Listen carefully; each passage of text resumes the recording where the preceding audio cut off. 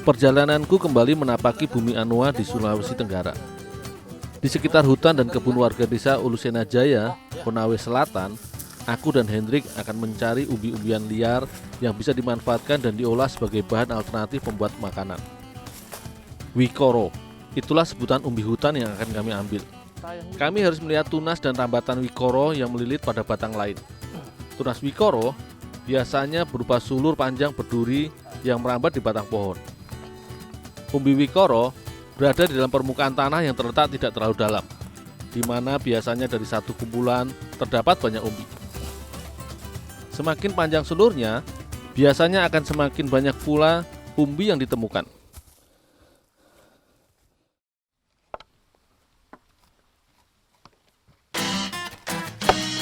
Umbi wikoro merupakan golong umbi-umbian yang biasa dikenal dengan sebutan gadung.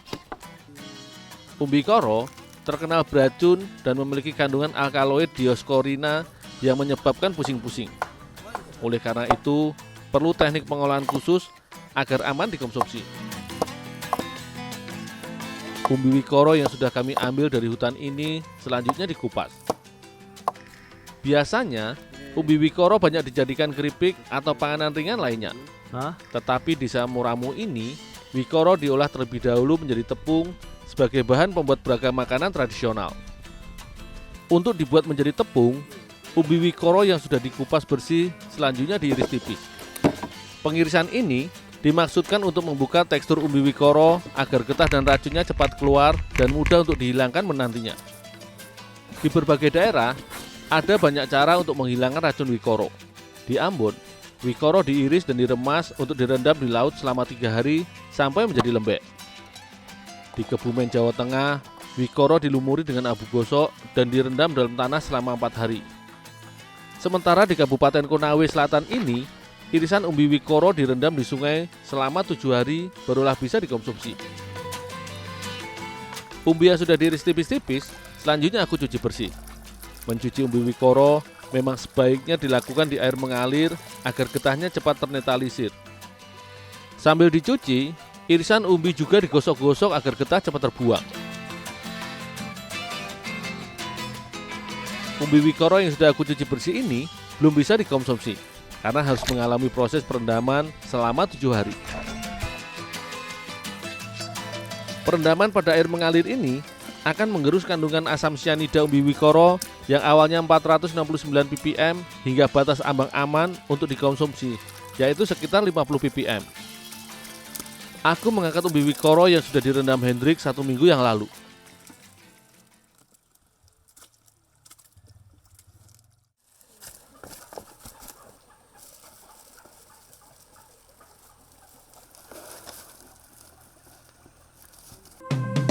Hasil rendaman wikoro selanjutnya dimasukkan ke dalam kantong untuk dikeringkan kandungan airnya. Sebelum diperah, umbi wikoro dimasukkan ke dalam karung berbentuk persegi agar dihasilkan cetakan wikoro yang berbentuk kotak.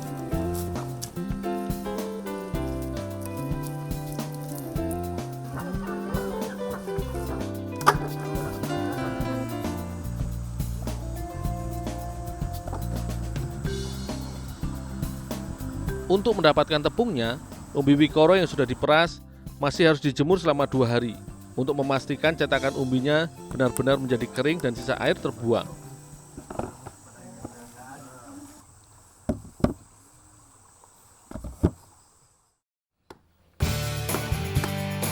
Keringan umbi wikoro ini selanjutnya tinggal ditumbuk halus hingga menghasilkan tepung. Setelah ditumbuk, halusan umbi wikoro kering tinggal diayak untuk mendapatkan tepung wikoro yang sudah siap olah. Di beberapa tempat, wikoro merupakan bahan makanan pokok alternatif di saat paceklik karena memiliki kandungan kalori yang tinggi. Terdapat sekitar 101 kilokalori dalam 100 gram umbi wikoro, 21,1 gram protein, serta berbagai jenis mineral baik lainnya. Wikoro memiliki khasiat yang dapat mengurangi gejala peradangan.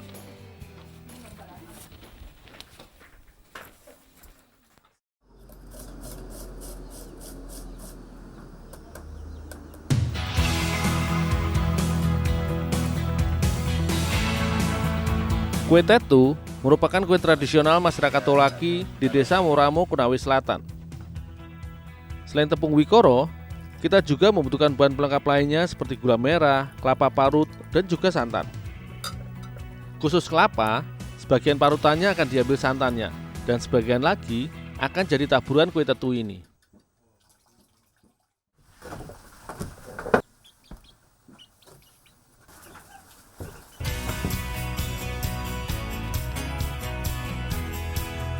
Kue tetu dibuat dengan mencampurkan tepung wikoro dengan kelapa parut.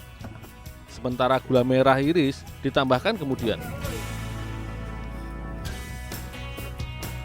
Untuk membasahi dan membantu mencampur bahan, maka santan ditambahkan ke dalam adonan sedikit demi sedikit.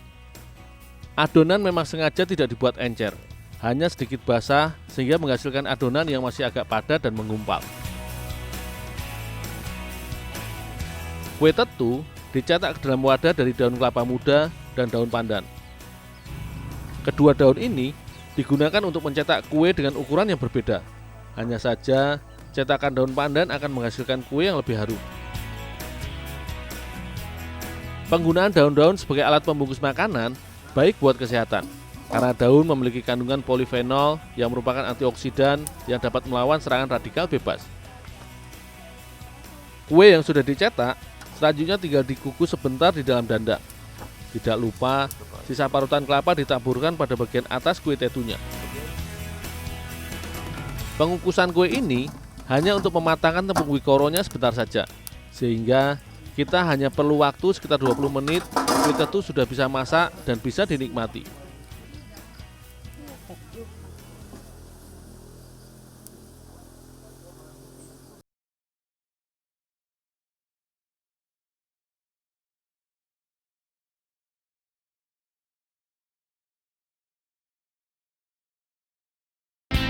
Kue tetu menjadi salah satu dari sekian banyak kue tradisional Sulawesi yang bisa dibuat dari bahan baku tepung umbi wikoro. Dengan penambahan beberapa bahan dan memanis, kita bisa menghasilkan kue dan panganan lezat seperti kue tetu ini. Rasa kue tetu wikoro ini manis dan gurih, sangat cocok dinikmati beramai-ramai. Dengan pengolahan yang baik, kita bisa mengolah bahan pangan yang mengandung racun sekalipun. Tetapi harus tetap diingat, mengolahnya haruslah dengan teknik yang benar.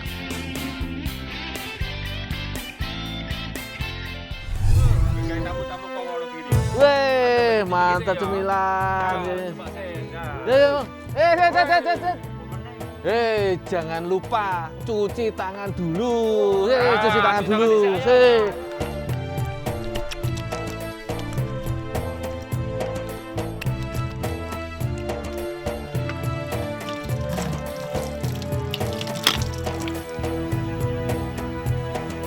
Nah teman-teman, di era COVID seperti ini, jangan lupa terapkan protokol COVID yang dari pemerintah ya.